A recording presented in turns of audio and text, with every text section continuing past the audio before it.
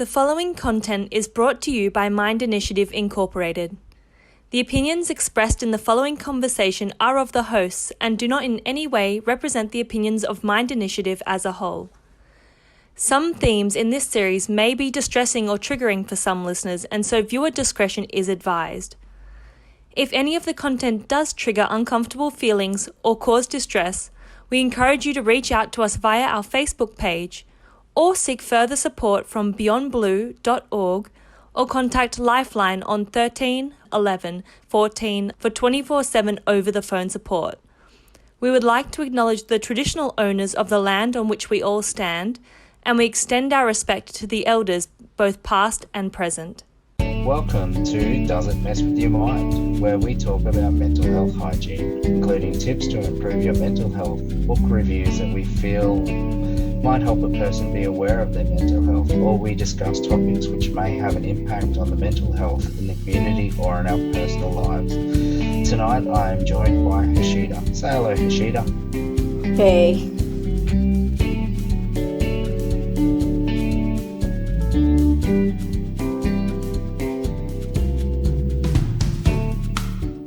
Good evening, everyone, and welcome to Does It Mess With Your Mind? It's part 2 of Burnout. I'm here with my co-host, Hashida. How are you tonight, Hashida? I'm doing pretty good myself. How are you, Jason? I am very well. Looking forward to getting into this topic again tonight. Really good episode last week. You wanted to talk about the personal effects of burnout this week, didn't you? I think I touched a bit about it last time as well, but yeah, a pretty much a little more in depth this time round. When you say personal effects, are you talking about occupational burnout or more from the personal front? So I don't know if there is a very big demarcation because they cross lines as much as I would like to call work-life balance and other things. I've never figured out what that is yet. I also when every somebody asks me what's important for you, I want work-life balance, and I really don't think I've figured it out yet. But I'm working towards it. So coming back to my point, but yeah, it's all finely blurred. The personal Yes. professional side of things, it's always finely blurred. So I mean, did you want to go that way? More around the personal effects of what burnout does to you? Well, burnout itself doesn't just exist at work. Like when you have that stress and you walk out of the office, you don't just shed that stress and come home and be a happy person. Usually those thoughts exist with you. And if your burnout's related to like workplace, so your workload and everything else, well, generally you probably bring home like emails and notifications on your phone and everything else. And, depending on where you are in your life, as you're younger, it might affect your social life. When you're older, it might affect your ability to interact with your family and stuff like that. So I guess that's the personal life that I'm talking about there. You yourself, do you have a way that when work finishes that you just, okay, work is done, I'm going to stop that stress from being in my life? And what does that stress look like when you can't get that stress out of your life? Okay, that's been a journey in itself. I mean, I never knew how to switch off before. It would keep, I like you said in the last episode, right? Your thoughts are rushing very fast, so my brain's always working, and when there's a certain deadline to meet, it's working through the night as well to figure out a way out, and you're worried about what will happen and what will not happen, and these sort of things, and there have been many times that I've driven myself to having migraines because my brain never shuts down. It's light sleep. It's attuned to all the notifications, and it's attuned to anybody trying to reach out to me, and it's so much in tune with the phone. I don't think I'd been so much in tune even with my partner. I mean, every need. My phone beeps. I'm on it. When I tried switching off notifications. Okay, Apple's come up with a lot of other things, and I'm pretty sure there's an equivalent on Android as well. There's sleep focus, work focus, and everything that helps me. I think it was built with me in mind. But at that point in time, even if I switch off notifications, the screen would blink.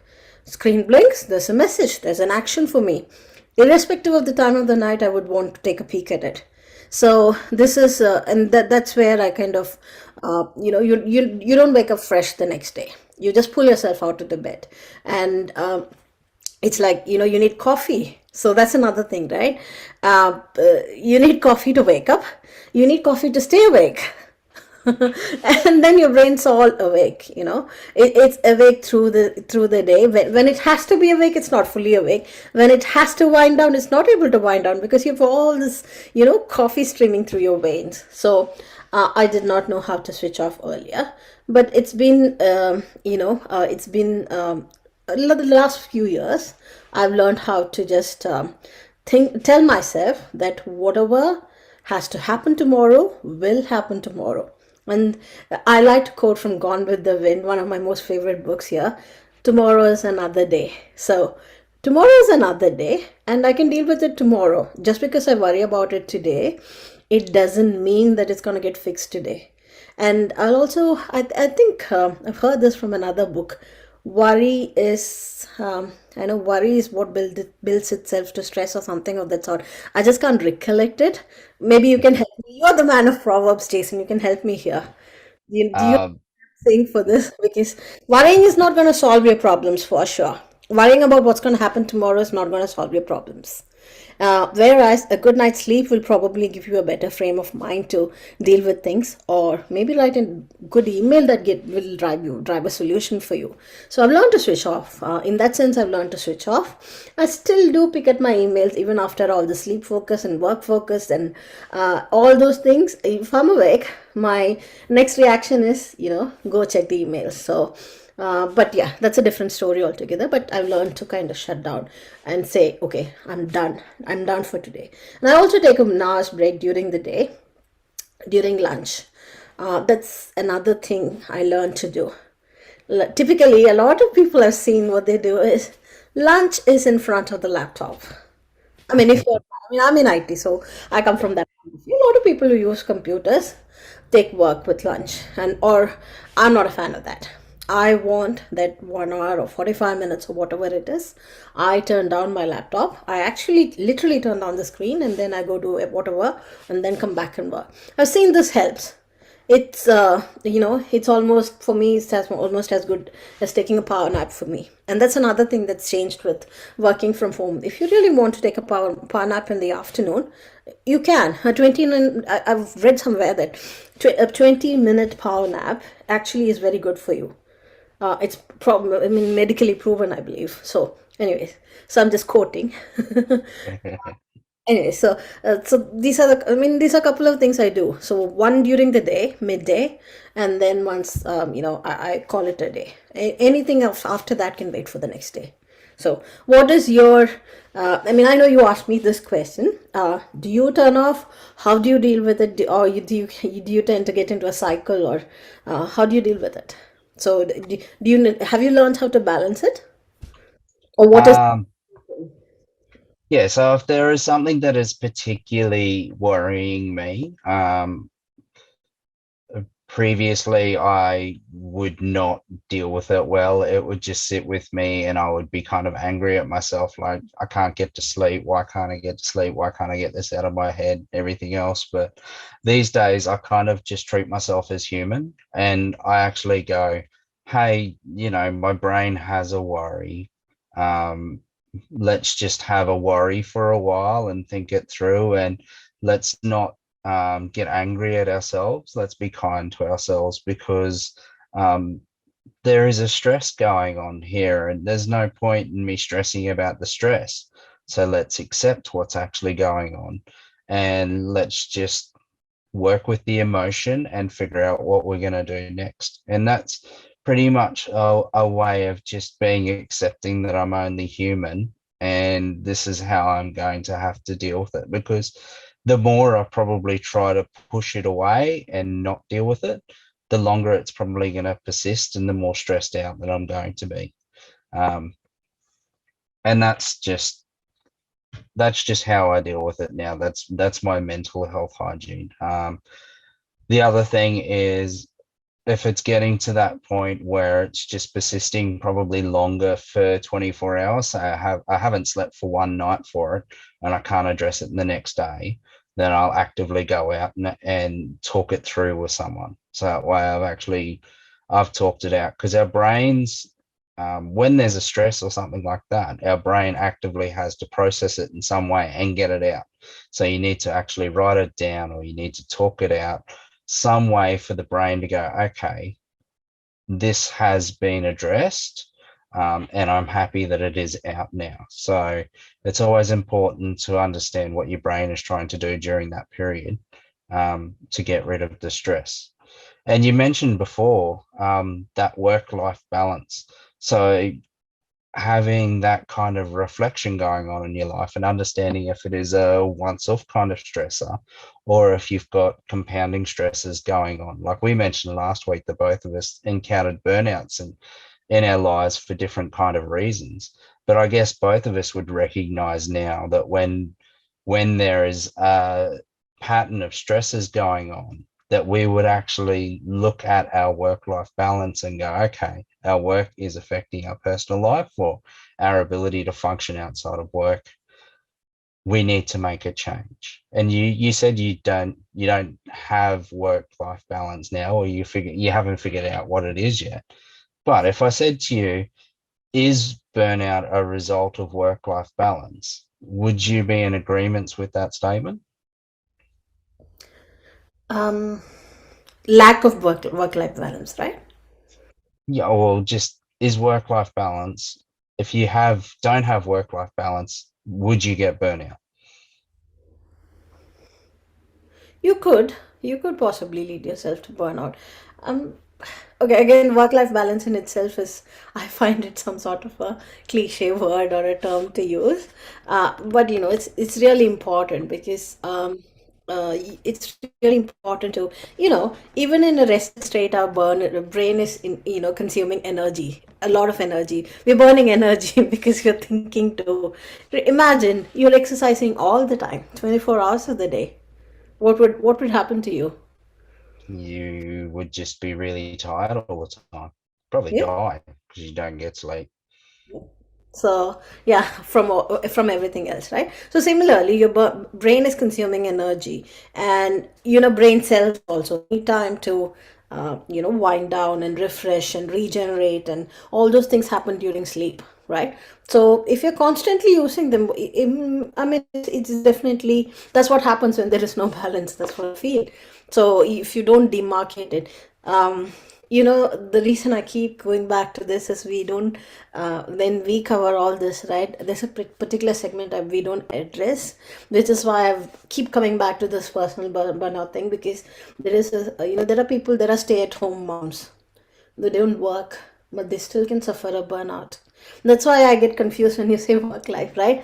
You Yeah. can still have a burnout staying at home also, because if you're just pushing yourself all the time. I'll go back to something that Mind posted a while ago. So, one of the things I tend to do is at work, or even if I'm at home, I tend to make lists. It's a beautiful thing. You have your list, you complete them, you tick mark it, you get things done. At the end of the day, it is a very, very satisfying experience. Okay, so my list had everything that I was doing during the day, which means doing something actively, even if it is going and washing vessels in the kitchen, it's written down.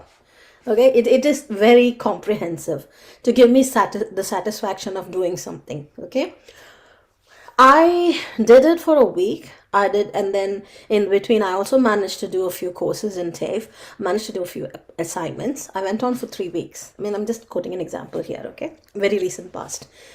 At the end of 3 weeks, I actually did not know what was happening to me. I kind of had a breakdown there because I forgot to give myself white space. Okay, space for myself to do something else, actually do nothing. I forgot myself to give myself that. So ineffective. I was also compromising on sleep because I had this huge list of things to do, but I couldn't get through them, and to get through them I had to compromise on sleep. And my brain refused to wind down in the process because it was either trying to stay awake or trying to get those. I'm a girl at the end of the day, I count the hours I sleep. So, and I make a conscious effort not to, but I still have it. But the way I pacify myself is, if I'm in bed, that counts as sleep. So that works. Uh, so I had to, I saw this post, and kind of coincidentally, mine posted this. Give yourself white spaces. And then I look at my list. Oh, there isn't a single white space. It was on a whiteboard. It's full with all the black letters saying, do something. Okay, so this is how it is. So if you're going to continuously push in one direction, right, there's no balance, absolutely no balance. I think it's the same thing with work. Either doing just work, or even not doing work also leads to other things, because you're in a, what is it, idle mind devil's workshop. For me, it is like they say, I find it 100% true. I'm a big devil. Anyways, so let me. Yeah. What is your take on it, around balancing things? Um, well, what you said just then, I think the way how I think about it is I think it's Pirates of the Caribbean, idle hands, mutiny or something like that on the ship's crew. Um, but I also think what you were just saying then, what I thought about was the importance of imagination in joy, in stress relief and stuff like that. And if you don't have that white space, then you're probably not using your imagination. And your imagination is something that is so beautiful, and it helps you kind of look towards the future and give you hope. Like, you imagine that you change your house around or something like that, or you imagine getting a promotion from all of your hard work and all of that kind of stuff. It gives you that future drive. And if you're not taking that time out, as you said, that 45 minutes at lunch, getting away from your phone, just eating your food, being present at the moment, and imagining different scenarios, then I can see that you are going to burn out. Um, so yeah, and then I guess one of the things that we haven't really talked about at the moment is, what's the benefit for a workplace in like looking at burnout and the cultures in the workplace that might drive people to be burnt out. Um, do you think there is cultures out there that cause burnout? Of course, yes. I don't know. I think people do it unknowingly also. So, uh, I did attend a seminar or a not workshop, some sort of they gave an overview of burnout, and that's actually what led me to, in my current place. I attended it, and that's what triggered this thought. Oh, this is what I experienced in the past. And that's when I went and looked back. So where I'm working currently, there is, I don't know. I mean, I don't know about every other organization. I'm pretty sure there is a lot of focus on this, but in terms of a culture thing. I think, some of the things that people do, it's not on purpose. It's unknowingly done. It's really unknowingly done. Whatever role you are in, right? Or even if you're in a leadership role or a role where you're managing people, you don't know what you're doing sometimes. But and then I've also seen this shift. Okay, somebody works well, and there are somebody does things very well. Okay, so it's like, whatever they whatever work product they give us, it's perfect. And then you see, even there are others who may not be as good. So some of the leaders, what they tend to do is give everything to the person who does this well, because of quick turnaround sometimes. Okay, but what happens in the end is, the person who is doing very well gets overwhelmed with all the requests that's coming his or her way. And the person who's actually trying to learn things and get up to speed is underwhelmed because nothing's coming their way. See how it's working? They're not doing it on purpose. It's just that quick turnover, I can give it around. That's what it is, okay, at the end of the day. And I think as humans also sometimes we forget our journey, that we forget the time we were struggling and tried to learn things. So when we get to a certain point where, I mean, what is it, where you know things, right? I've heard this saying that what is it, when you do the same thing every day, then excellence is just a matter of habit. Somewhere down the line we forget that we have done this many times to get where we are, and we may need some, the other person may need some hand holding. You have to give them the space to develop. You get two win-wins here. You're giving one person some time to for themselves to reflect and do other things, and you're giving the other person the opportunity to learn. So this gets done unknowingly.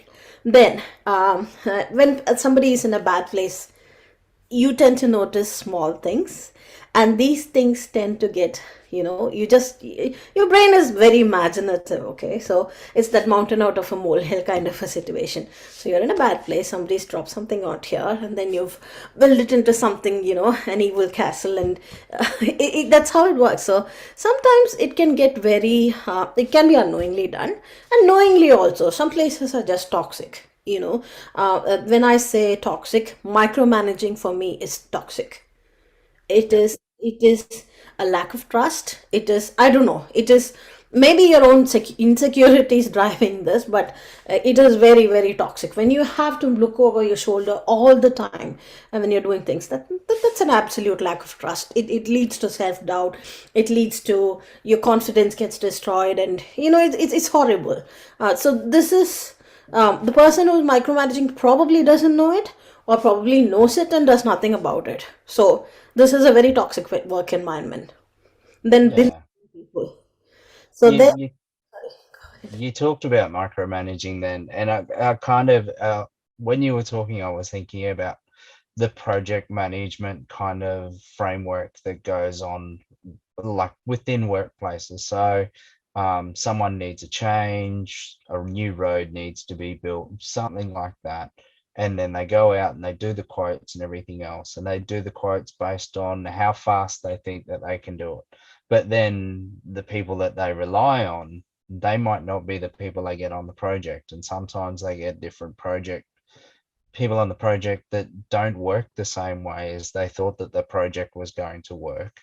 Um, and then you end up with that kind of culture of, okay, I need to get it done within this certain amount of time. How can I micromanage it to make sure that I meet those particular targets? And I wonder if um, that is a symptom of us actually not looking at the human element of our workforces and not having those kind of um was it, I can't think of the word, but the bracket of extra on top, so that way you can deal with things going slower. contingency. Yeah, the contingencies, and also like building into projects, like whether it is building a road, whether it's an IT project or anything else. Hey, let's build in mental health hygiene into our project, so that way we can address the mental health of what is going on here. Because usually with projects, we're trying to achieve something really big, or we're trying to change something within an organization for the better. But if we're doing that change in the wrong way, well, it can be quite a lot more harmful than we ever intended. We can have a lot of turnover. We can have staff burnout, just being ill all the time, taking time off, and then the project suddenly goes off the rail for costs and everything else like that. Yeah, that's what I'm kind of thinking about when I do that. What do you think about mental health hygiene being built into our project frameworks? I'm all for it, but it with training, as a you have your limitations also, right? As a leader, not everybody is has that capability. So this involves a bit of empathy and empathetic. That's another wall. I mean, I won't go down that rabbit hole right now, but I'll just call this, okay? Empathy, empathetic listening, all these things, right? it's not exactly everyone's cup of tea, but I think to a certain extent we can be kind, and we need to be, aware of the fact that we be working with people and not, machines. I think these things that's something that everyone can do, but listening to everyone's problems, and uh, it's not everyone's cup of tea, but of course you can redirect them. For example, you were talking about someone coming into your workplace for counseling. So if you have that sort of thing, you can redirect them to the counselors. They're equipped with it.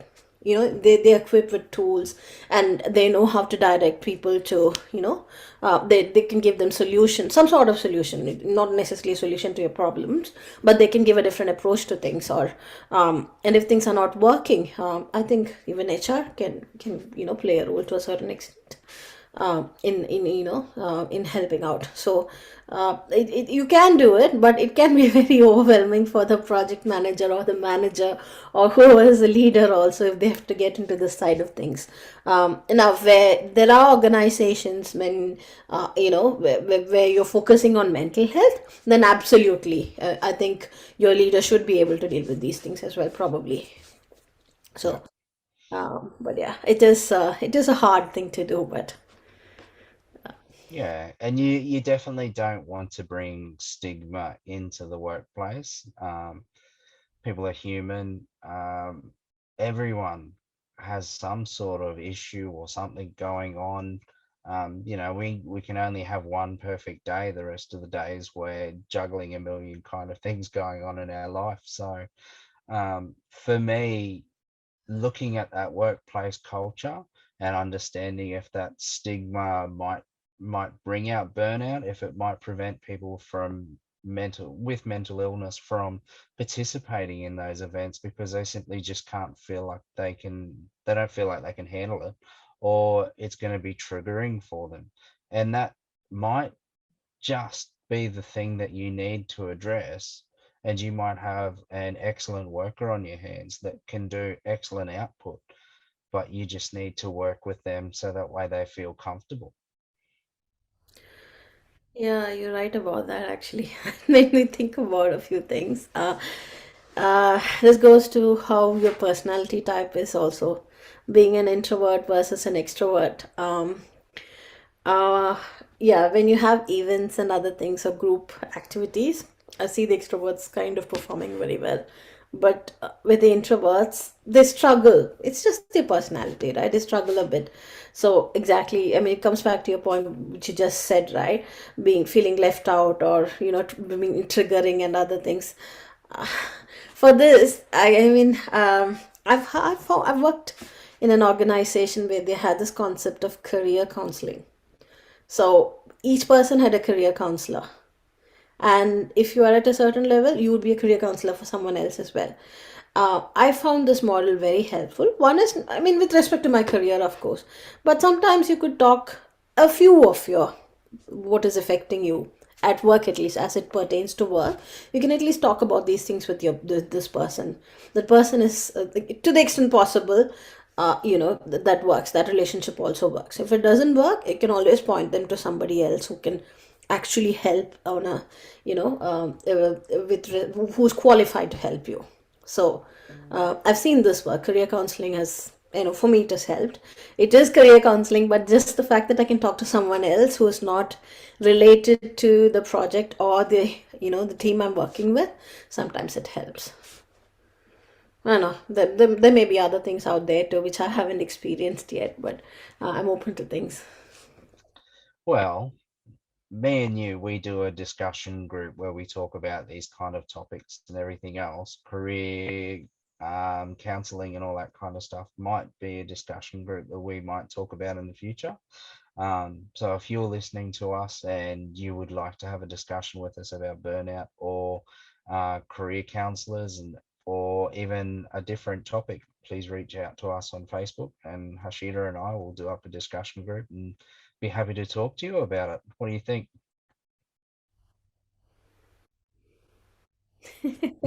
Yeah.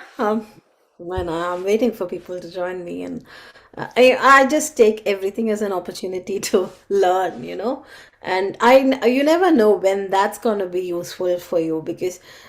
Like I said, right, every situation is different. So, the people I meet, they give me something to think about and give me something to implement the next time I face a problem. So, I think I should end that here, and I'll have someone, we'll have someone join us in the, discussion group next time. Awesome. Thank you very much for joining me tonight. I think we'll leave burnout here. Uh, we were talking about another particular topic that we will be doing in the future, which is ableism. What do you think of that one? We'll do that one next. Yeah, sure. Yeah, I awesome. Yes, it is something that I found very interesting and something that's prevalent till you brought up a term for it. I did not know what it is, not realize, forget realize, I did not know what it is. So, but yeah, I'm excited to talk about it, but I'd like to, do a bit of reading about it before I get into it next time. Thank you everyone for joining us. And if anything tonight makes you feel triggered or it makes you uncomfortable, please reach out to us on Facebook. Let us know what you're feeling. If you're feeling in distress, everything is getting overwhelming for you, please go out and get help. Talk to Beyond Blue, Lifeline, Sane Forums, or go and see your GP, or if you have to, go to the emergency at the hospital. Please be with us next week for the next episode. Thank you all, and Hashida, thank you very much. Good night. Good night.